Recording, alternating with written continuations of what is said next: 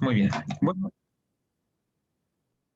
Bueno, en primer lugar, agradecer por la oportunidad de poder difundir estos conocimientos y daremos inicio a la exposición. El tema de hoy hablaremos sobre una breve introducción hacia lo que es la embriología. Consistentemente hablaremos de las primeras semanas que constituye la vida intrauterina. Muy bien, para poder comprender muy bien todo lo que sucede en este proceso de desarrollo embrionario, primero necesitamos conocer todas las fases que anteceden a la fecundación, que es el momento en el cual el gameto masculino y el gameto femenino se van a encontrar para formar una nueva célula de cigoto. Y es a partir del cigoto que se van a reorganizar las células que derivan del mismo a través de una serie de mitosis para empezar a formar un nuevo ser. Muy bien, como introducción hablaremos un poco sobre la mitosis, debido al siguiente punto. Tanto el gameto masculino como el gameto femenino, que serían correspondientemente el espermatozoide y el óvulo, van a pasar por distintas fases de maduración y de diferenciación. Y estos van a estar muy determinados por lo que concierne a la división celular. La mitosis es definida como un proceso de división celular en el cual una célula madre dará como resultado a dos células hijas con la misma cantidad de cromosomas, es decir, van a tener 23 pares, ambas, en total 46 cromosomas. Muy bien. La mitosis entonces va a ser un proceso de división celular que va a estar dividido en múltiples fases, una profase, una metafase, una anafase y una telofase. La profase se caracteriza por lo siguiente. En primer lugar, se formará el desarrollo del uso acromático, que son una red de microtúbulos que van a localizarse en todo el interior de la célula. Y por otra parte, en la profase, la membrana nuclear va a empezar a disolverse, va a empezar a fragmentarse y los cromosomas van a tratar de emparentarse con sus cromosomas homólogos. Eso sucede en la profase. En la metafase vamos a ver de que la membrana nuclear se va a disolver por completo y los cromosomas van a localizarse en la línea media de esta estructura que se conoce como uso acromático. Recuerden, el uso acromático es una red de microtúbulos que van a ocupar el espacio intracelular de un extremo al otro, del polo derecho al polo izquierdo. Tengan en cuenta de que estos cromosomas se van a localizar en el centro de la célula. Esta localización central se la va a conocer como línea ecuatorial.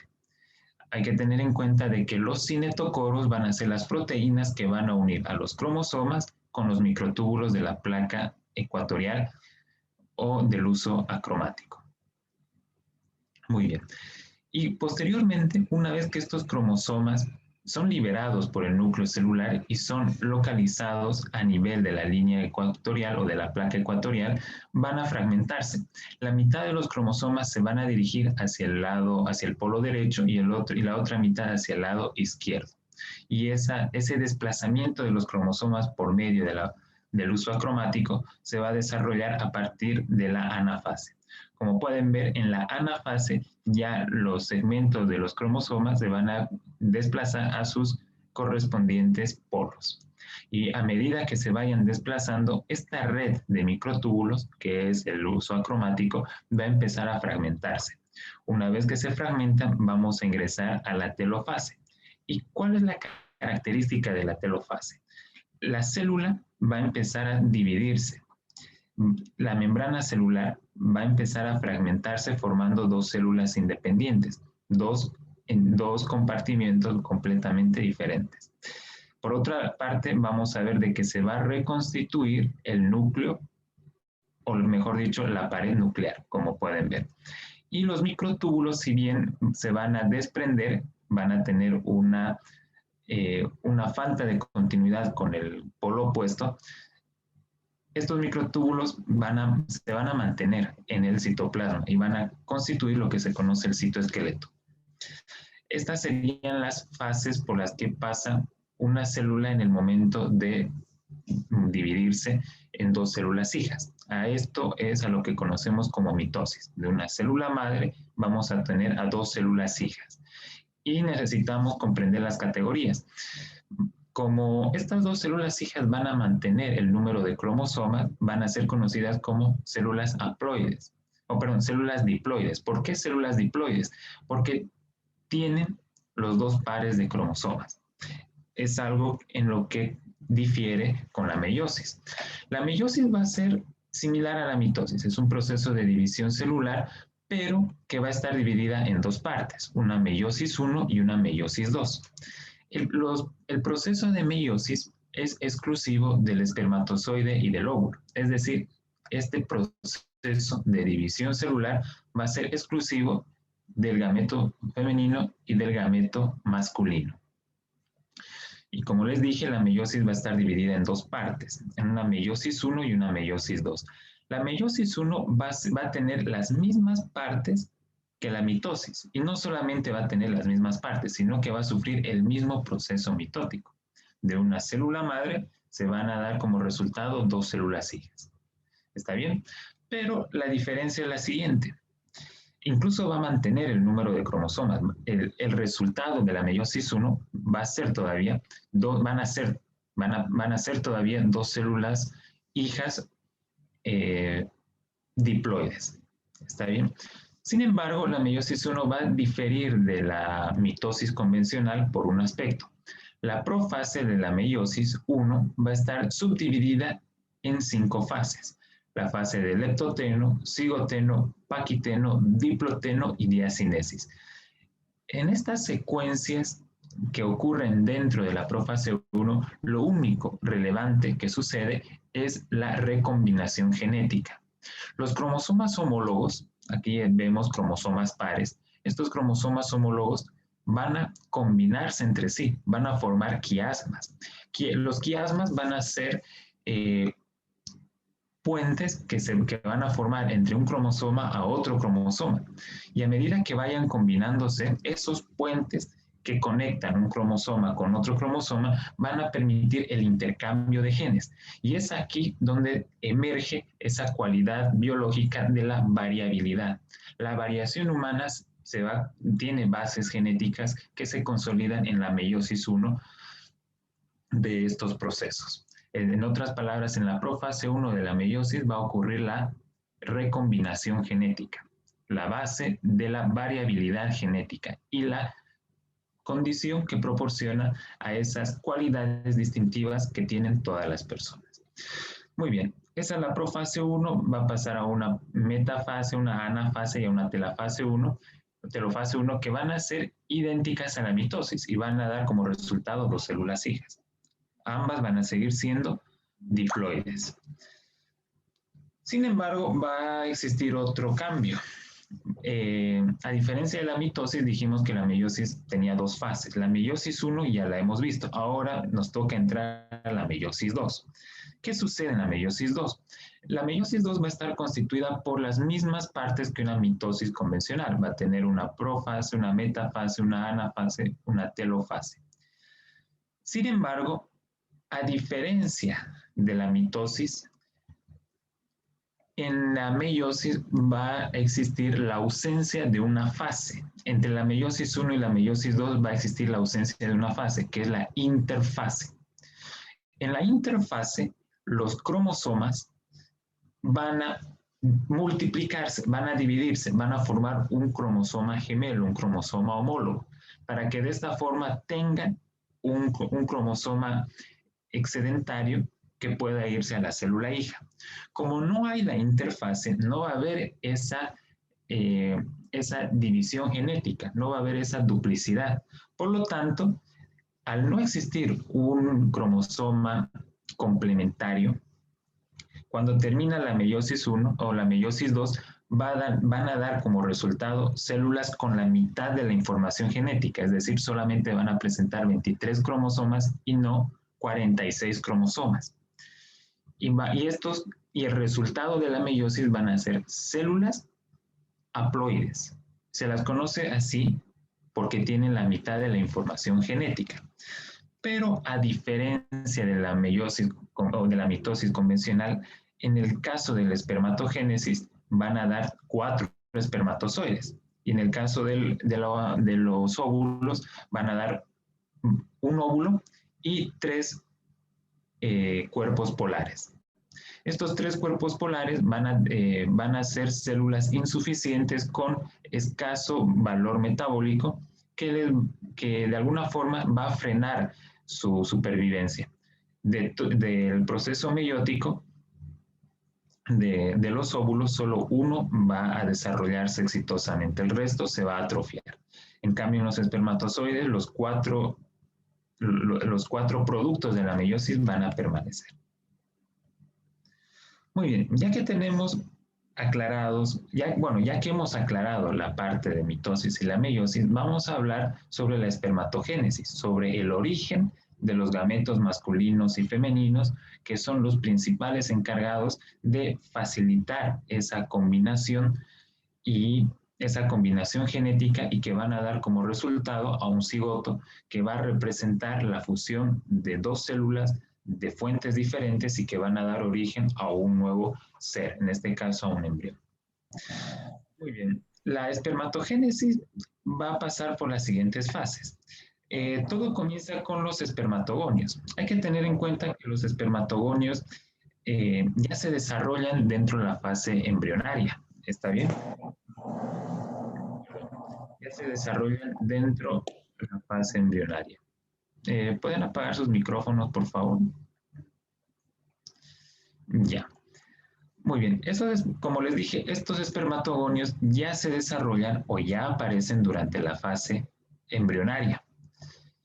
Y cuando nuestro paciente, o en este caso, cuando este varón ingresa a la pubertad, los espermatogonios que se encontraban en los túbulos seminíferos de los testículos van a empezar a diferenciarse en espermatocitos primarios. Los espermatocitos primarios van a derivar de las espermatogonias desde la pubertad. Tengan en cuenta que los espermatogonios todavía se van a dividir bajo condiciones de mitosis. Por lo tanto, van a seguir dando como resultado células haploides. A partir del espermatocito primario, van a dividirse a través de series meióticas. La meiosis 1 va a generar a los espermatocitos secundarios. Hay que tener en cuenta que estos espermatocitos secundarios todavía siguen siendo diploides. Pero a partir de la segunda división meiótica, los espermatocitos secundarios van a dar lugar a las espermátides, las cuales ya van a resultar ser haploides. La espermatogonia, los espermatocitos primarios y el espermatocito secundario son diploides, pero ya a partir de los espermátides se ve esa variante haploide. Y esto debido a la secuencia meiótica. Sin embargo, hay que tener en cuenta otro detalle. Los espermatozoides van a derivar de las espermátides a través de un proceso de maduración. No va a ser un proceso de división celular, sino un proceso de maduración. Y a la maduración de los espermátides en espermatozoides se lo va a conocer como espermiogénesis. Este ciclo dura aproximadamente, se repite cada 74 días aproximadamente. Muy bien, acá tenemos un esquema de un corte transversal de un túbulo seminífero que se encuentra en el testículo. Ustedes saben que todos los espermatozoides van a derivar de los espermatogonios que ya se originan durante el desarrollo embrionario.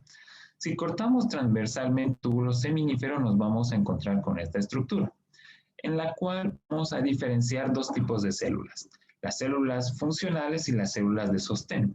Las células de sostén van a estar representadas por las células de Sertoli.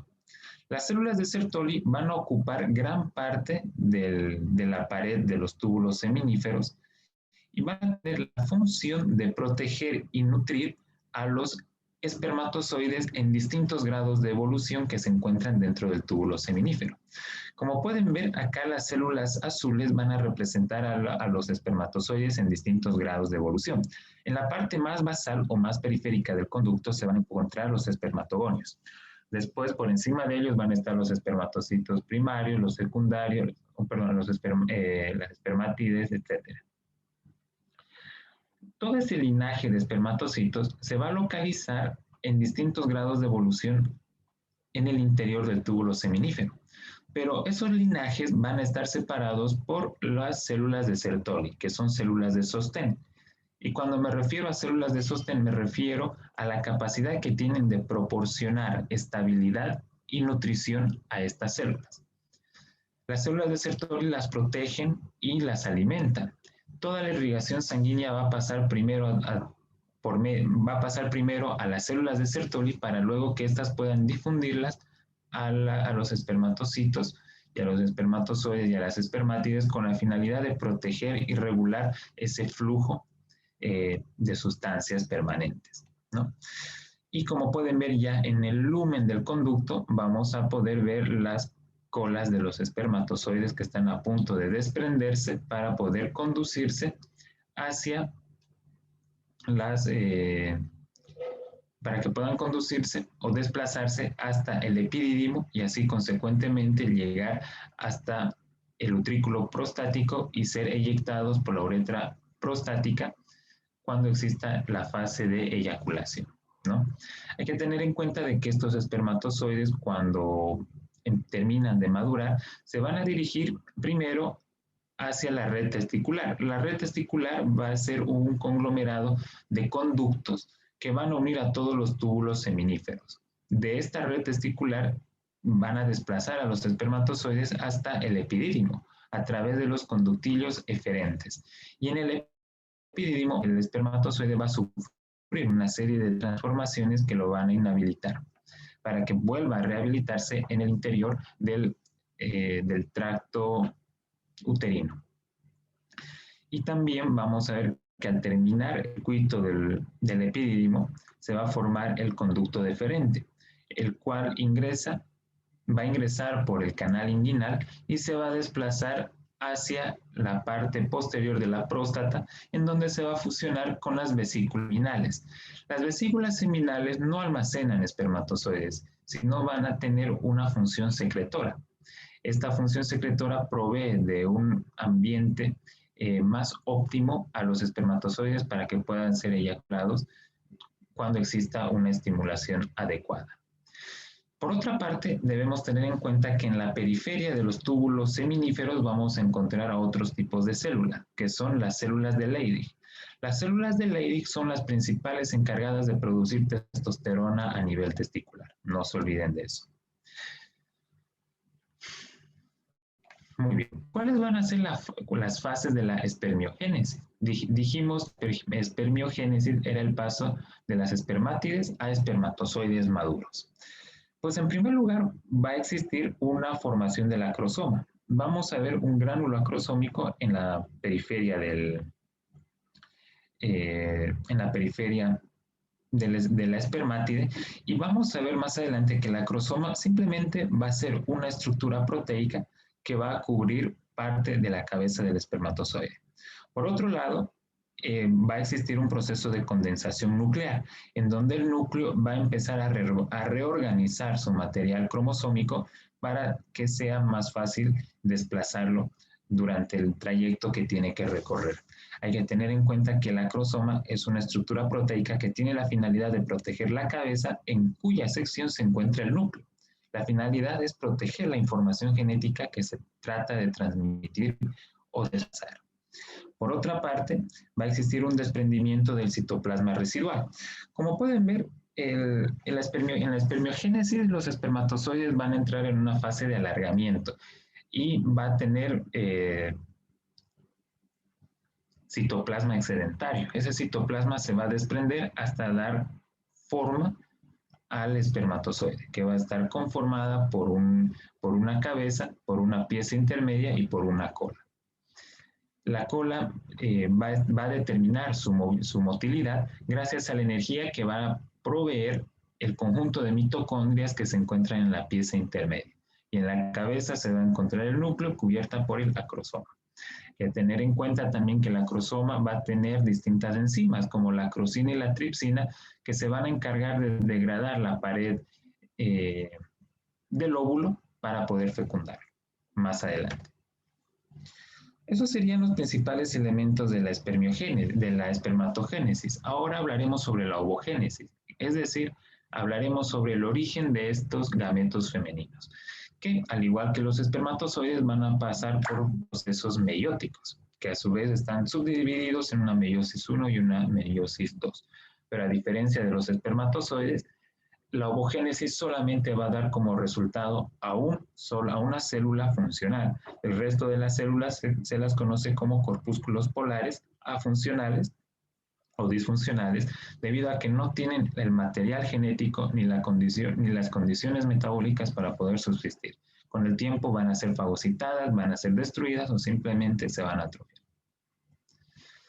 ¿Cómo comienza este proceso?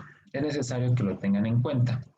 La célula germinal primordial va a dar lugar a los ovogonios. Esta célula germinal primordial es la primera célula sexual que se va a diferenciar en el embrión. Esta célula germinal primordial va a dar origen a los ovogonios. Y estos ovogonios van a empezar a multiplicarse en el ovario. ¿Entendido? Pero hay un detalle muy interesante en este aspecto. Si bien los varones van a tener espermatogonios inactivos hasta la pubertad, en el caso de las mujeres, las células sexuales van a empezar a desarrollarse de forma anticipada. Y lo vamos a ver a continuación. Dentro de la vida uterina, durante el periodo embrionario, ya las células sexuales femeninas se van a movilizar para tener una maquinaria celular y metabólica adecuada para la vida, para que puedan ser más adelante activadas a través de la pubertad durante la introducción a la vida sexual. Como podemos ver en esta gráfica, los ovogonios dentro de los óvulos van a empezar a diferenciarse en ovocitos primarios, entrando ya a una fase mitótica. Este ovocito primario va a estar paralizado en el tercer mes. Para que lo entiendan,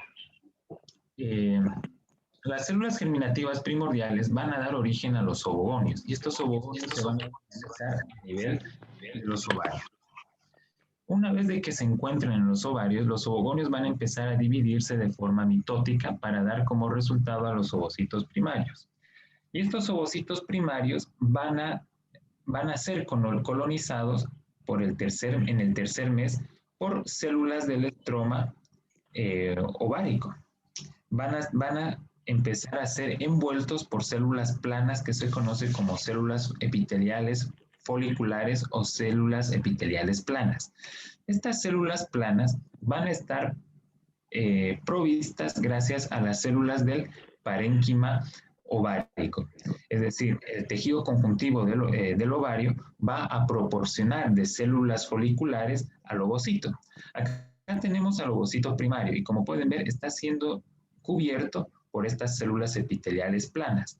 A este conjunto que está conformado por las células epiteliales planas y por el ovocito se lo va a conocer como folículo primordial. ¿Está bien? Y a partir del tercer mes, estas células foliculares van a empezar a producir una sustancia que se conoce como IMO, inhibidor de la maduración ovocítica.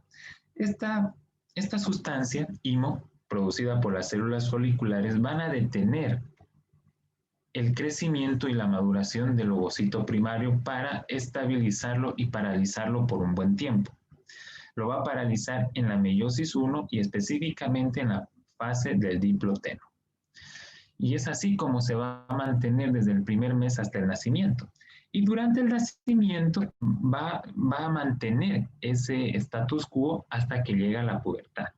Una vez que ingresa la mujer a la pubertad, existirán distintos cambios hormonales regulados por el hipotálamo. Y una vez que el hipotálamo empieza a desencadenar reacciones hormonales que permiten la maduración sexual y la maduración biológica que corresponde a esta fase biológica, vamos a ver que el hipotálamo durante la pubertad va a empezar a producir dos hormonas que son la FSH y la LH. La FSH es la hormona folículo estimulante y la LH es la hormona luteizante. ¿Cuáles son las características? ¿Qué es lo que nos importa de esto? Pues estas dos hormonas van a actuar a nivel de los órganos sexuales, tanto masculinos como femeninos, para el desarrollo de múltiples procesos metabólicos que en el caso de la mujer van a ser muy distintivos. La hormona folículo estimulante, como su nombre lo indica, va a estimular a los folículos. ¿Y cómo estaban conformadas los folículos en la fase de la pubertad? Estaban conformadas por el folículo primordial. El folículo primordial dijimos que es un ovocito primario cubierto por células epiteliales planas. Una vez que se ingresa a la pubertad, el hipotálamo va a producir, o mejor dicho, la hipófisis, por estimulación del hipotálamo, va a producir la hormona folículo estimulante. Y esta hormona folículo estimulante va a estimular a estas células epiteliales planas para que empiecen a crecer y a diferenciarse. Una vez que estas células foliculares son estimuladas por la FSH, van a generar un crecimiento de las mismas, a lo que se va a conocer como folículo primario. Y el folículo primario va a ir desarrollándose, como pueden ver acá. Una vez que inicia la pubertad, las células foliculares, dijimos, van a ser estimuladas por la hormona folículo estimulante. ¿Y qué va a inducir esta hormona? No solamente va a inducir el cambio morfológico de las células, van a pasar de ser células epiteliales planas a ser células epiteliales cúbicas y estratificadas. Con esto quiero decir de que las células epiteliales van a aumentar en tamaño y en número, conformando ya un estrato granuloso y van a empezar a llamarse células granulosas o células foliculares desarrolladas. Esto va a ocurrir ya en el folículo primario. El folículo primordial, como su nombre lo indica, inicia en las primeras fases de vida intrauterina, en las primeras fases embrionarias. Ya cuando ingresa a la pubertad va a existir un cambio de los folículos. Y como pueden ver, un folículo, y aprovechemos la ocasión para definirlo, el libro de histología de Ross lo define como un microambiente para que las células foliculares crean, es un microambiente creado por las células foliculares para mantener vigente la estabilidad y la vida del ovocito. En otras palabras, va a tener funciones protectoras y funciones de mantenimiento para proporcionar seguridad y prolongar el tiempo de vida de un ovocito. Tiene esas finalidades, tiene la finalidad de proteger al ovocito, porque crea un microambiente, crea un espacio determinado con la finalidad de proteger, cubrirlo y transmitir de forma indirecta distintos elementos nutritivos al mismo. ¿Y por qué sucede esto? Lo mismo que en el espermatozoide, lo que equivale el axoma al espermatozoide, lo equivale a células de la granulosa al ovocito, porque no solamente protegen las células sexuales, sino que también protegen la carga genética que hay dentro. Porque si hay una disfunción genética, las consecuencias van a ser catastróficas. Se pueden llegar a anormalidades en el desarrollo embrionario, pueden terminar en abortos o simplemente en alteraciones genéticas mucho más complicadas. ¿Qué otros cambios se van a ver en el folículo primario avanzado? Pues las células foliculares van a empezar a llamarse células del estroma granuloso porque aumentan de tamaño y aumentan de forma. Por otra parte, estas células foliculares van a empezar a diferenciarse entre ellas. Y por otro lado, en la periferia de las células foliculares se va a desarrollar la teca folicular. La teca folicular es simplemente una cubierta externa que va a recubrir a los folículos. Y esta teca folicular va a derivar del tejido conjuntivo perifolicular. Y se va a dividir en dos partes, una teca interna y otra teca externa. La teca interna va a estar en relación íntima con el estrato granuloso. El estrato granuloso va a tratar de delimitar su espacio a través de una lámina basal. Se va a crear o se va a sintetizar una lámina basal en la periferia de los folículos. Y esta síntesis de la lámina basal va a ser proporcionada por los mismos folículos.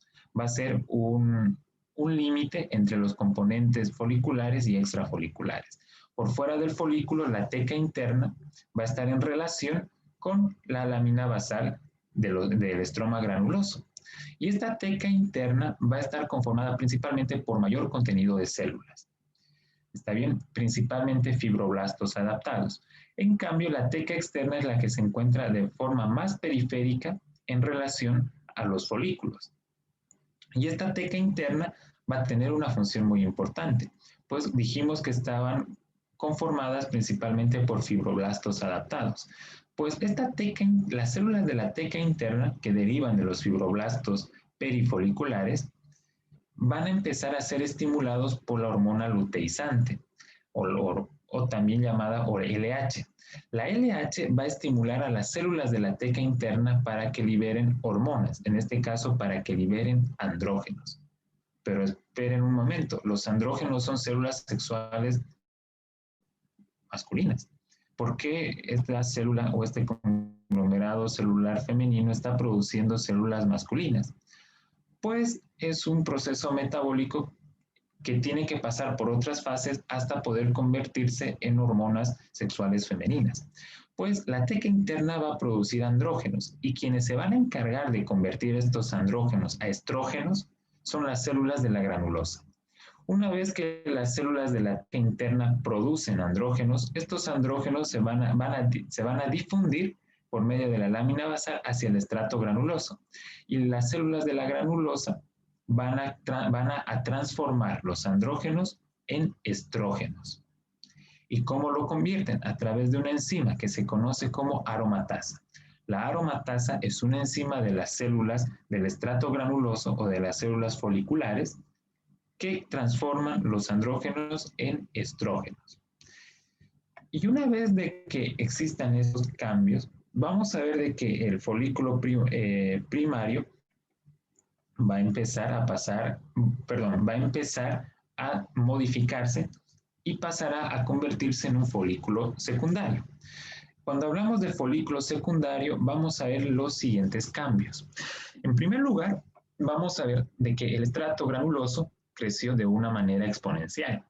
Por otro lado, vamos a ver que dentro del estrato granuloso existirán pequeñas modificaciones, pues lo más resaltante es la aparición de una cavidad. A esta cavidad se la conoce como antro. El antro va a ser una cavidad dentro del estroma, dentro de las células foliculares que se van a encontrar en grado de células granulosas y por lo tanto va a ser un detalle muy distintivo. Este antro es simplemente una cavidad formada dentro del folículo. Por otra parte, entre las células foliculares o entre las células de la granulosa, pueden ser foliculares o de la granulosa, no hay ningún problema con esa categorización, entre estas células se van a formar los cuerpos de Karl-Exner. Los cuerpos de Karl-Exner son metabolitos que derivan de todo el proceso, de todos los procesos químicos que sufren estas células. En otras palabras, son desechos metabólicos. Y si ampliamos esta pequeña sección, vamos a ver la conformación de la teca interna y la teca externa. Como les dije, la teca interna está conformada por células que se conocen como células de la teca interna y que derivan de los fibroblastos periféricos. También vamos a encontrar en la teca externa abundantes fibroblastos y abundante tejido conjuntivo que lo protege. Muy bien. Vamos a ver de que estos folículos secundarios van a empezar a madurar y van a convertirse en folículos maduros conocidos como folículos de de Graaf. Miren el primer cambio que sucede a este nivel. Pues, en primer lugar, en el folículo de de Graaf, la cavidad antral va a crecer exponencialmente ocupando 2/3 de toda la cavidad intrafolicular.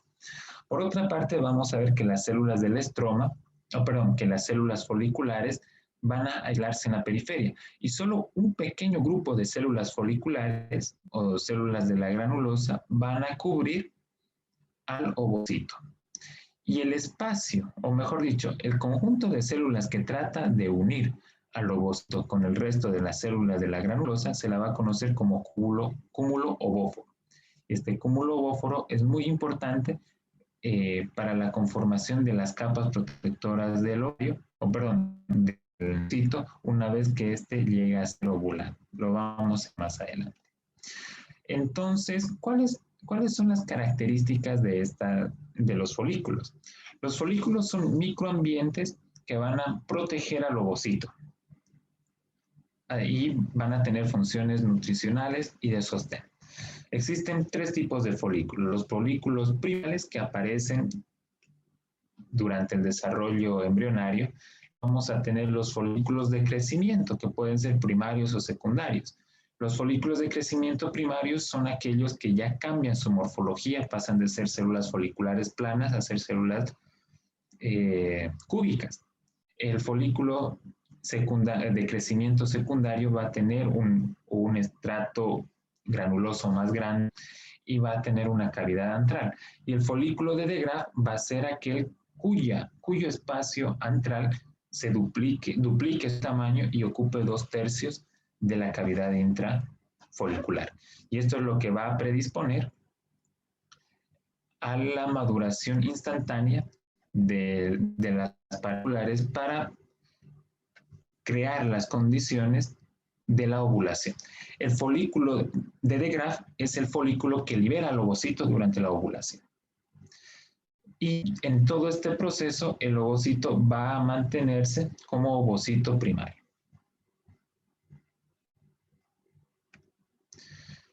Muy bien, ahora hablaremos sobre la primera semana de desarrollo. Antes de eso, quiero irme a lo siguiente, a la fecundación. Muy bien, ya conocemos cómo se desarrollan los espermatozoides y cómo se desarrollan los óvulos.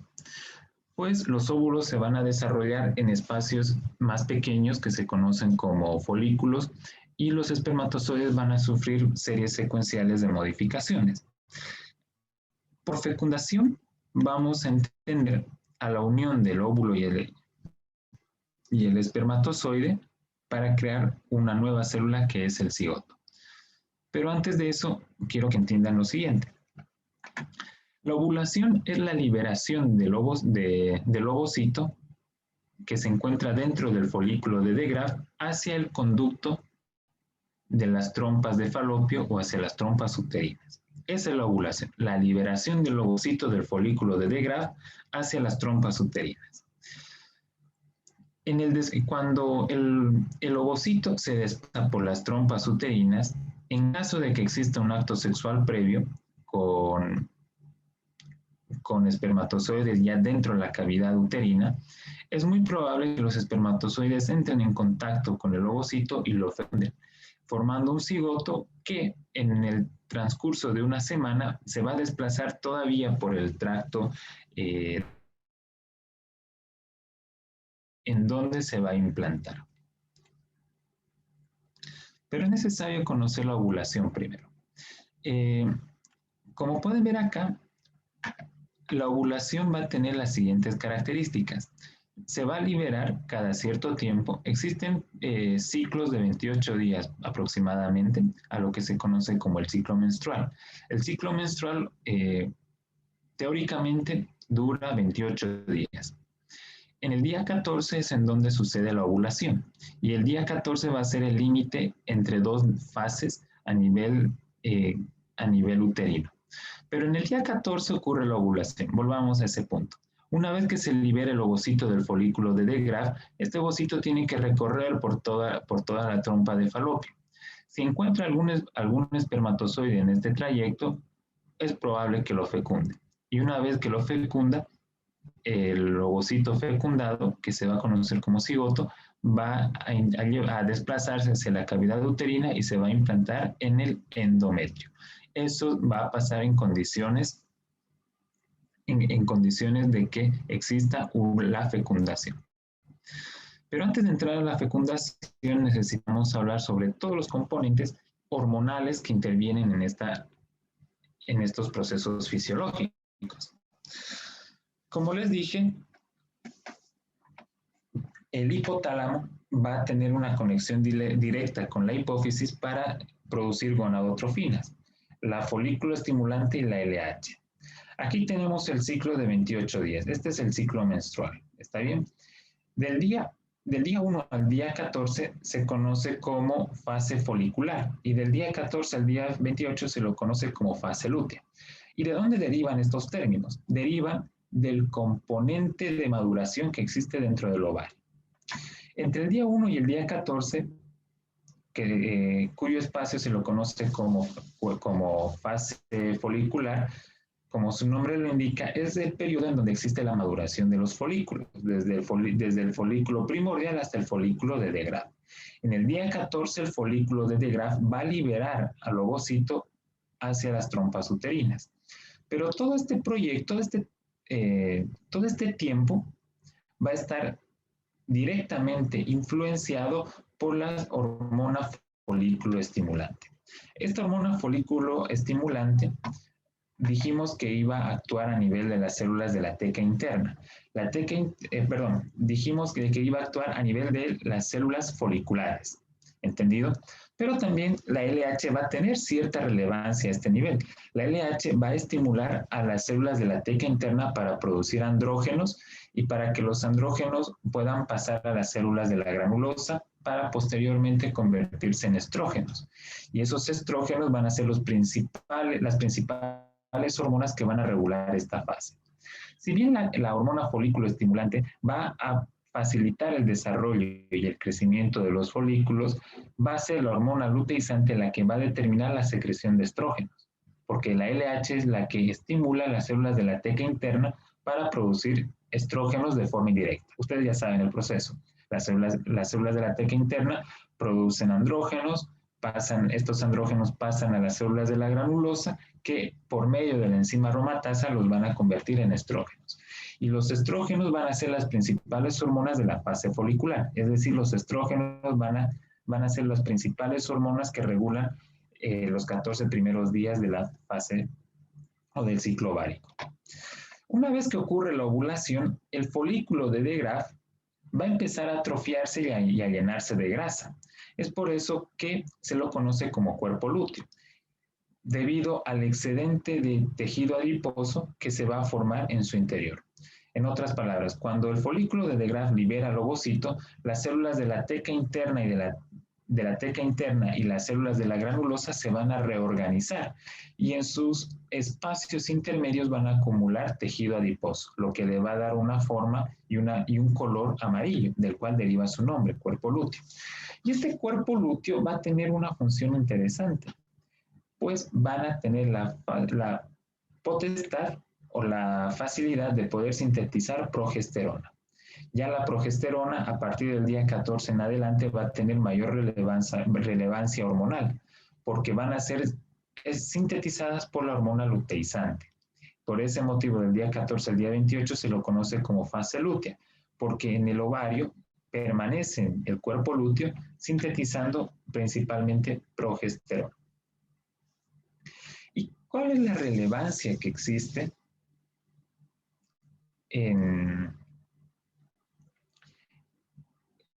cuál es la relevancia de estas modificaciones hormonales en la pared uterina? En este caso, en el endometrio. Pues tanto la progesterona como los estrógenos van a intervenir en el crecimiento del estroma o de la mucosa uterina. La mucosa uterina, el endometrio, va a pasar por tres fases. Va a pasar por una fase proliferativa, una fase secretora y una fase menstrual. La fase proliferativa va a durar entre el día 0 de la ovulación, va a durar entre el día 0 y el día número 14. Entre el día 1, mejor dicho, entre el día 1 y el día 14 se lo conoce como fase proliferativa. Esta fase proliferativa se va a caracterizar por el crecimiento de la mucosa uterina. Simplemente por eso. La fase secretora va a ocupar desde el día 14 hasta el día 28. Y en la fase secretora se va a caracterizar por lo siguiente. No solamente va a existir un crecimiento de la mucosa endometrial, sino que también se van a formar glándulas en su interior. Las glándulas de la fase secretora tienen la característica de tener una forma serpenteante. Y en caso de que no ocurra una implantación, a partir del día 28, por 4 a 5 días le va a suceder la fase menstrual, que consiste simplemente en el desprendimiento del crecimiento de las células endometriales, lo que ocasiona la menstruación. Y vamos a ver de que esto tiene una base hormonal. Quiero que vean este cuadrito. Miren, acá tenemos 3 distintos niveles en los que actúan las hormonas y en los que actúan principalmente las hormonas folículo estimulante, luteizante, la progesterona y los estrógenos. Pues tenemos el nivel hipotalámico, tenemos el nivel de la hipófisis, el nivel de los ovarios, vamos a tener las concentraciones hormonales en sangre y vamos a tener el endometrio. Muy bien, entre el día 0 y el día 14 va a existir prácticamente un equilibrio entre la hormona luteizante y entre la hormona folículo estimulante. Entre el día 0 y el día 14 va a existir el desarrollo folicular en el ovario, por eso se lo conoce como fase folicular, en el cual tanto la hormona luteizante como la FSH van a tener relevancia. Sin embargo, las células de la teca interna en relación con las células de la granulosa van a tener mayor secreción de estrógenos y esto va a ser indirectamente estimulado por la hormona luteizante. Muy bien, ¿qué pasa en el día 14? Antes de eso, ¿y qué pasa en el endometrio? En el endometrio, los 5 primeros días de esos 14 días, el endometrio va a estar recuperándose de la fase menstrual. La fase menstrual dura entre 4 a 5 días, que consiste en el desprendimiento de las células uterinas, de las células del endometrio, al no existir implantación. A partir del día 5, día 14, se va a entrar en una fase proliferativa, que consiste en el nuevo crecimiento de la mucosa endometrial. Y este crecimiento, la fase proliferativa, va a estar influenciado, determinado y condicionado por los estrógenos. ¿Y de dónde vienen los estrógenos? Vienen de la teca interna, o más específicamente de las células granulosas, que convierten los andrógenos de la teca interna en estrógenos a través de la aromatasa. ¿Qué pasa en el día 14? ¿Qué pasa en el día de la ovulación? En el día de la ovulación va a existir un incremento en las concentraciones de la hormona luteizante y va a ser este incremento el que va a desencadenar la liberación del ovocito del folículo de Degraf. Una vez que ocurre la ovulación, las células foliculares van a entrar en un proceso de atrofia y de reorganización, a lo que se conoce como fase lútea. En la fase lútea se va a producir principalmente progesterona. ¿Y por qué se llama progesterona? Como su nombre lo indica, pro significa a favor y gesterona viene de gestación. Va a ser una hormona que va a tratar de crear las condiciones para una posible implantación. Por ese motivo, la progesterona es la que determina el crecimiento de la fase secretora. Es decir, la mucosa uterina no solo va a crecer en tamaño, sino que más bien en irrigación y va a tener mayor concentración de glándulas, con la finalidad de poder esperar a una futura implantación y proveerle de las condiciones apropiadas para su desarrollo. Esta progesterona estimula la fase secretora y a su vez va a ser sintetizada por el cuerpo lúteo.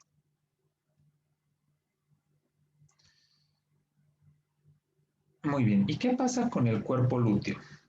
El cuerpo lúteo va a ser muy importante para el embarazo, debido a los siguientes escenarios. Si no hay embarazo, el cuerpo lúteo va a empezar a entrar en un proceso de atrofia, en un proceso regresivo. Si es que no hay embarazo, el cuerpo lúteo va a empezar a retraerse y a esa retracción se la va a conocer como cuerpo albicans. El cuerpo albicans es el cuerpo lúteo atrofiado en caso de que no exista embarazo.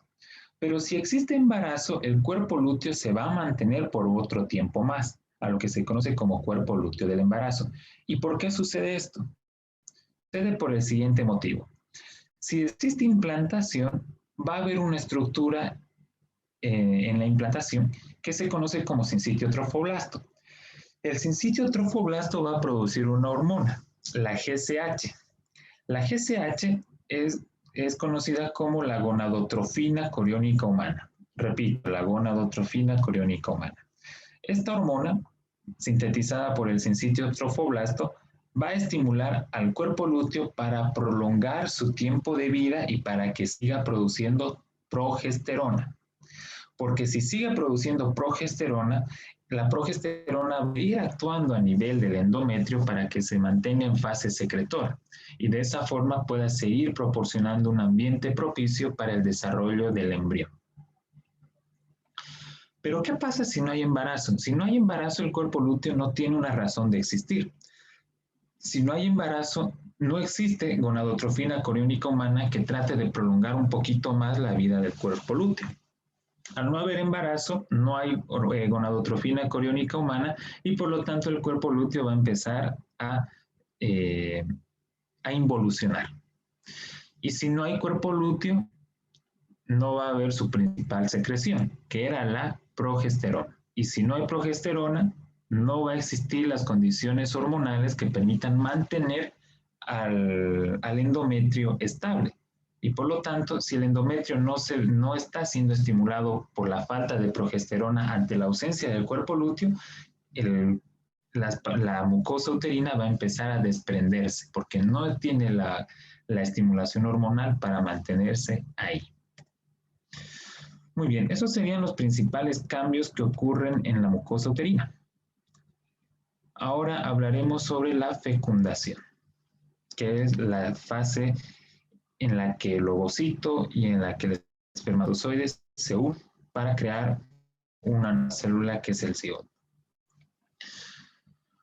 Muy bien, antes de comenzar debemos decir que el espermatozoide debe adquirir la capacidad para fecundar y esta capacidad la va a adquirir principalmente en el interior del útero o en el interior de las trompas de falopio. ¿Está bien? Para tener esa capacidad de fecundar debe pasar por dos fases, la reacción acrosómica y la capacitación.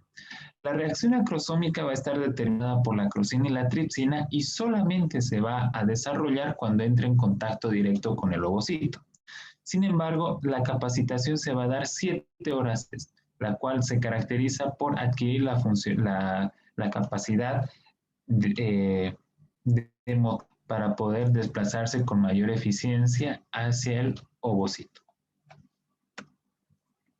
¿Cuáles son las fases de la fecundación? Son 3. La primera va a estar determinada por la penetración de la corona radiada. La segunda fase va a estar en relación con la penetración de la zona pelúcida y la tercera fase va a estar relacionada con la fusión de membranas provenientes del espermatozoide y el ovocito. Pero antes de esto necesitamos aclarar necesitamos aclarar las estructuras que integran al ovocito en esta fase. Ustedes saben que el ovocito va a ser liberado del folículo de Degraaff, pero no solo va a ser liberado el ovocito. Este ovocito, a su vez, va a ser liberado con otras 2 cubiertas protectoras.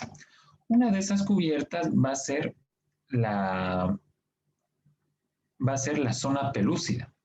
La zona pelúcida es una capa de proteínas que es sintetizada por las células foliculares, pero que van a seguir protegiendo al ovocito. Y las células foliculares que se desprenden junto con el ovocito durante la fecundación y que todavía lo protegen, van a pasar a llamarse células de la corona radiada. Y también vamos a ver de que el ovocito va a presentar su propia capa, que es la pared celular. Entonces, el ovocito, una vez ovulado, va a tener 3 capas. La más externa se va a llamar corona radiada y va a estar conformada por las células foliculares o células de la granulosa que se desprendieron y acompañaron al ovocito protegiéndolo.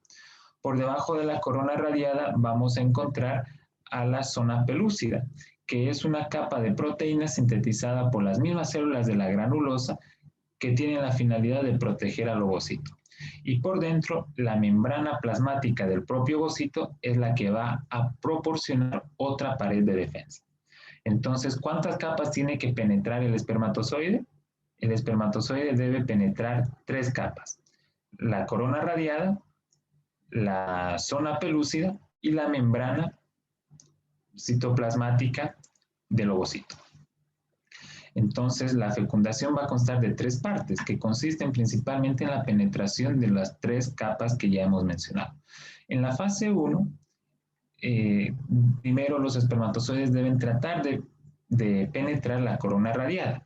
Es por ese motivo que varios espermatozoides tienen que impactar sobre la corona radiada para fragilizarla y romperla. Una vez de que se logra habilitar un espacio por donde ingresar, se llega a la fase 2. En la fase 2, los espermatozoides tienen que tratar de penetrar la zona pelúcida. Pero aquí hay un detalle muy interesante. En la zona pelúcida vamos a encontrar receptores. Estos receptores son los receptores ZP3. El receptor ZP3 va a entrar en relación con un ligando del acrosoma. Cuando el acrosoma logra conectarse con el receptor ZP3, este receptor va a generar cambios moleculares que van a facilitar el ingreso del espermatozoide dentro del óvulo.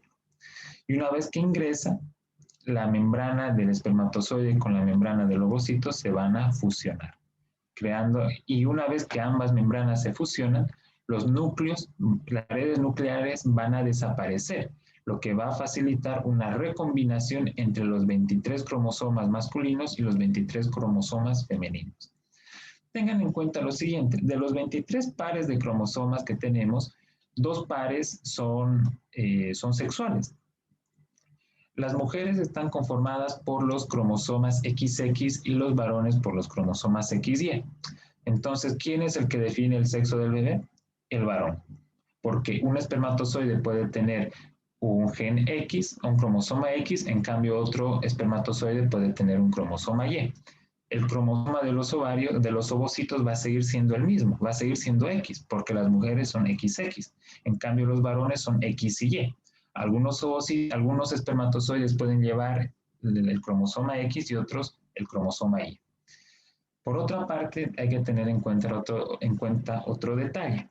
Como pueden ver, una vez que se logra penetrar la zona pelúcida, el único elemento que ingresa al interior del ovocito es el núcleo, porque la membrana se va a fusionar con la membrana del ovocito.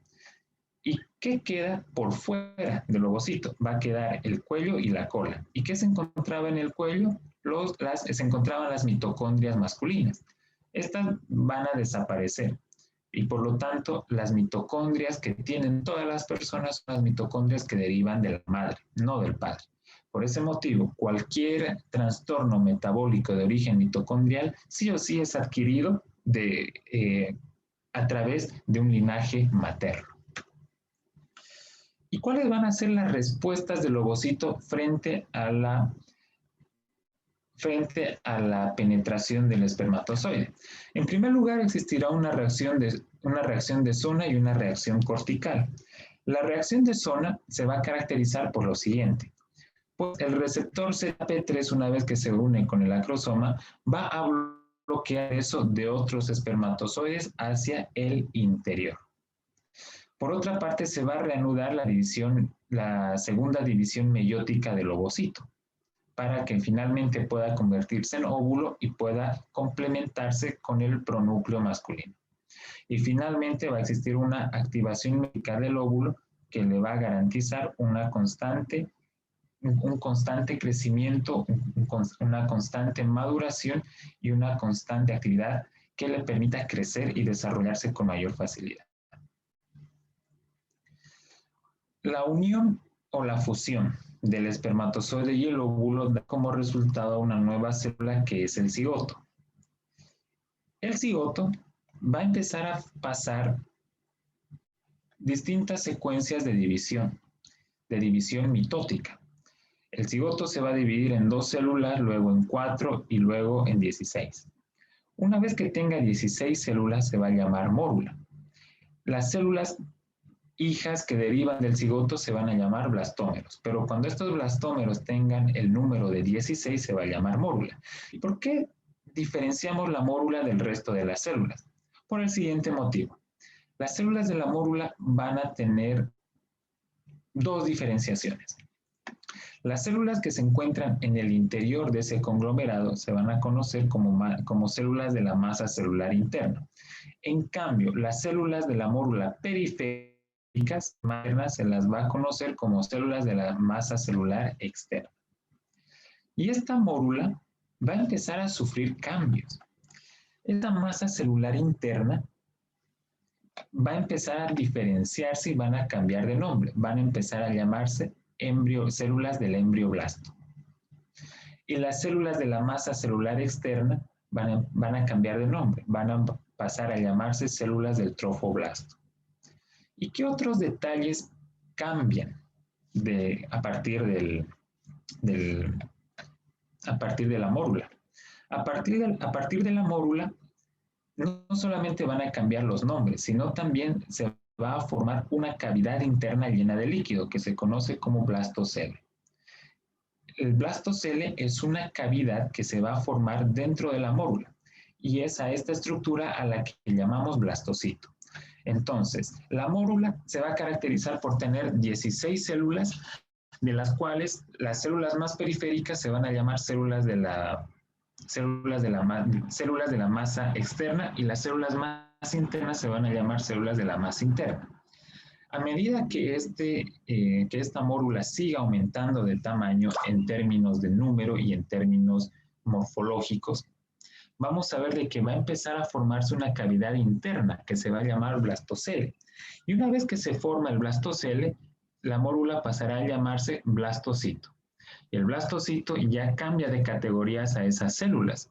Las células de la masa interna se llaman embrioblastos y las masas celular externas van a pasar a denominarse trofoblastos. Y es el blastocito la célula que se encarga de producir la implantación. ¿Y qué es la implantación? La implantación es el proceso que permite la introducción del blastocito hacia el espacio de la mucosa uterina, es decir, hacia el endometrio. El endometrio dijimos que en su fase secretora tiene un único fin, esperar la implantación. ¿Y qué es la implantación? Es la penetración del blastocito en el interior del endometrio para poder crear condiciones que permitan el desarrollo de un nuevo ser. Entonces, ¿cuál es la célula de la implantación? Es la célula del blastocito. Acá tenemos un bonito esquema que ya ocurre en el día 16. Entre el día 6 y el día 7 es el momento en donde ocurre la implantación. Acá tenemos el blastocito, que está conformada por el embrioblasto y por el trofoblasto. Una vez de que logra acercarse a la mucosa del útero, va a empezar a implantarse, a penetrar en ella. Una vez que logra ingresar hacia el interior del endometrio, va a poder ser absorbida por la misma y va a empezar a crear conexiones con el estroma para garantizar su estructura, su supervivencia y su continuidad.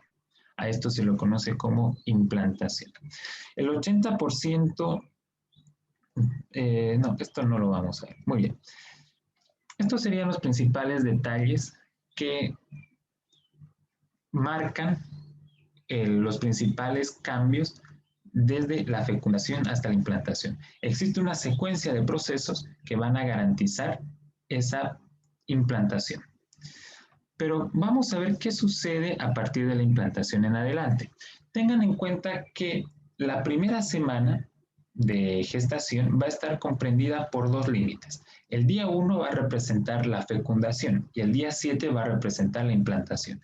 En otras palabras, desde la fecundación hasta que el blastocito logra introducirse en el endometrio van a pasar 7 días. A partir del día 8 vamos a ver diferentes modificaciones que ocurren en el interior del endometrio, en donde ya van a gestar las estructuras del futuro embrión. Y eso es lo que vamos a ver en la segunda semana. Como podemos ver, acá tenemos al blastocito que ya logra ingresar al endometrio. ¿Qué pasa en el día 8? En el día 8, las células del trofoblasto, bueno, antes de esto, volvamos a esta gráfica. Miren, acá tenemos el blastocito. El blastocito es el que es el principal protagonista de la implantación. Es el que va a crear extremos tentaculares que van a tratar de adherirse a la mucosa uterina. Una vez que se adhieren a la mucosa uterina, van a penetrar en la misma. Estas prolongaciones en forma de tentáculos van a derivar directamente del trofoblasto. ¿Pero qué pasa en el día 8? En el día 8 vamos a ver cambios. El trofoblasto, que correspondía a la masa celular externa, va a empezar a dividirse en dos tipos de células. Las células del sincitio trofoblasto y las células del citotrofoblasto. En cambio, las células del embrioblasto van a diferenciarse también en dos tipos celulares, las células del epiblasto y las células del hipoblasto. ¿Y cuáles son las diferencias? Esto va a ocurrir en el día 8. El sincitio trofoblasto va a ser el conjunto y la aglomeración de varias células y que tienen la finalidad de penetrar en el interior de la mucosa uterina. Tienen otros dos detalles. No tienen límites, van a ser multinucleadas y van a ser deformes. Porque las células del sincitio trofoblasto van a estar conformadas por células que se van a ir fusionando unas con otras. Por ese motivo es multinucleada, va a tener varios núcleos y va a representar ser una sola célula. Y va a ser deforme porque va a tratar de buscar distintos mecanismos para poder tener mayor estabilidad dentro de la mucosa uterina. El cambio, el citotrofoblasto va a ser el encargado de proteger y de cubrir parte del embrioblasto. El citotrofoblasto va a estar conformada por varias células que van a ser uninucleadas y principalmente van a mantener una morfología específica. El epiblasto se va a diferenciar en dos células, las células del epiblasto propiamente dichas, y va a dar origen también a las células del amnioblastos. El amnioblastos o las células amnioblásticas van a derivar del epiblasto y van a tener la función de sintetizar el líquido amniótico. Por otra parte, el hipoblasto va a permanecer estático por este momento. Esto en el día 8. ¿Qué pasa en el día 9? En el día 9 vamos a ver las siguientes transformaciones. En primer lugar, el sincitio trofoblasto, que se encuentra periféricamente, va a empezar a crear cavidades internas. Estas cavidades se las conoce como lagunas trofoblásticas. En otras palabras, las células del sincitio trofoblasto van a tratar de construir pequeños ambientes que les puede servir como reservorio de sangre. Hasta este momento todavía esas células embrionarias entraron en contacto con la sangre materna. Están utilizando su propia capacidad metabólica. Eso en lo que concierne al sincitio trofoblasto. El citotrofoblasto va a seguir creciendo con un mayor incremento en número de células en el polo embrionario. ¿Y qué pasa con el epiblasto? El epiblasto de la misma forma va a seguir creciendo y las células del amnioblasto van a empezar a sintetizar su famoso líquido, que es el líquido amniótico. Y este líquido va a ocupar un espacio conformado entre el epiblasto y las células del amnioblastos, que se conoce como cavidad amniótica. Por otra parte, el hipoblasto va a empezar a desarrollarse. El el hipoblasto va a empezar a crecer y va a formar una nueva cavidad que se conoce como cavidad exocelómica o saco vitelino primitivo. ¿Qué otros detalles van a ocurrir en esta parte? En la superficie de la mucosa uterina se va a formar un coágulo de fibrina que va a tratar de cubrir el orificio por donde ingresó el blastocito. Y otro detalle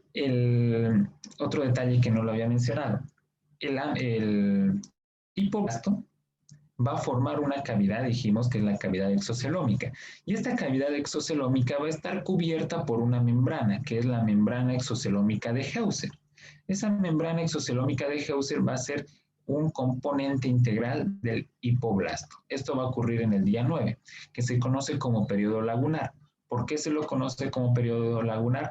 Porque el sincitio trofoblasto está creando lagunas trofoblásticas, que son espacios vacíos que tienen la finalidad posterior de almacenar sangre.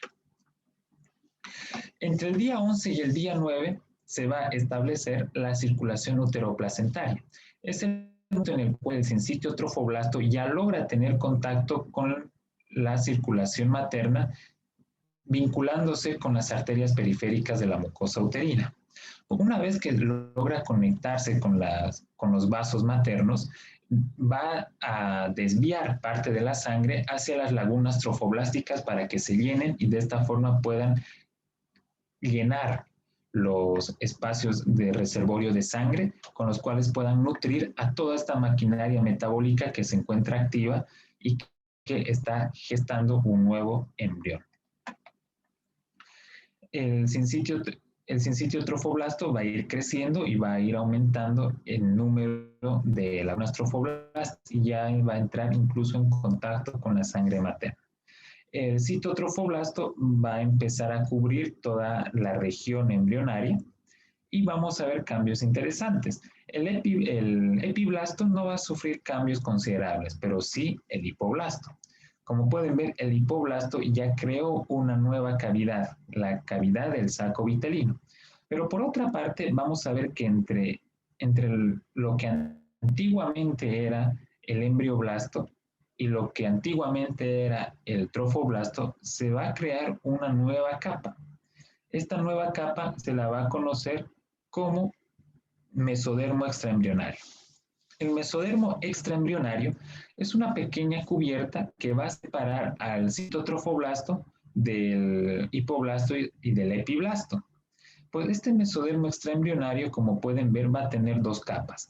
La capa que cubre a la membrana o que cubre a la cavidad del saco vitelino y a la cavidad amniótica se la va a conocer como mesodermo esplagnopleúrico extraembrionario.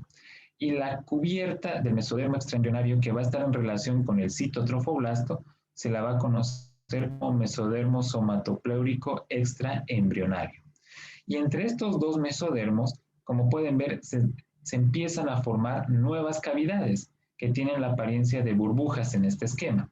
Estas cavidades que se van a formar dentro del mesodermo extraembrionario se va a conocer como cavidad extraembrionaria. ¿Entendido? Esto va a suceder en el día 2, entre el día 11 y el día 12. Y ya en el día 13 vamos a ver que esa cavidad extraembrionaria va a crecer de una manera exponencial. Incluso su tamaño va a ser superior a la cavidad amniótica y a la cavidad del saco vitelino. Pues esa cavidad extraembrionaria se la va a conocer como cavidad coriónica. ¿Entendido? Y como pueden ver, el mesodermo extraembrionario va a cubrir toda esa cavidad extraembrionaria.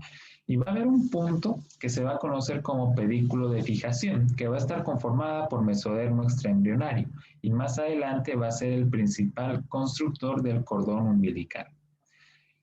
¿Qué elementos podemos resaltar en este punto? La aparición de un quiste exocelómico, que es un líquido residual que deriva del saco vitelino primitivo, que ya en esta fase pasa a denominarse como saco vitelino secundario. También en el día 13 se puede ver el desarrollo de las vellosidades primarias, que van a estar conformadas principalmente por sincitio trofoblasto y citotrofoblasto. Estas vellosidades primarias, a medida que vayan creciendo, van a desarrollar lo que se conoce como la placenta. Y acá traje a colación esta imagen para que puedan entender cómo es que los primeros experimentos observacionales que se hicieron de la embriología se realizaron en incubadoras, observando huevos prácticamente. Si somos un poco observadores, vamos a ver que un huevo tiene la apariencia de un sincitio trofoblasto y de un citotrofoblasto, perdón, de un trofoblasto y de un embrioblasto, teniendo en cuenta de que la clara del huevo puede representar al trofoblasto y la yema al embrioblasto. Pues si se lo mantiene en condiciones adecuadas en una incubadora, vamos a ver de que se van a desarrollar los cambios embrionarios a este nivel. Y estos fueron los primeros experimentos observacionales para poder entender los cambios embrionarios y toda esa secuencia de modificaciones que termina en el origen de un nuevo ser humano. Muy bien, eso sería todo. Espero que les haya sido de mucha utilidad y bueno, gracias por su atención.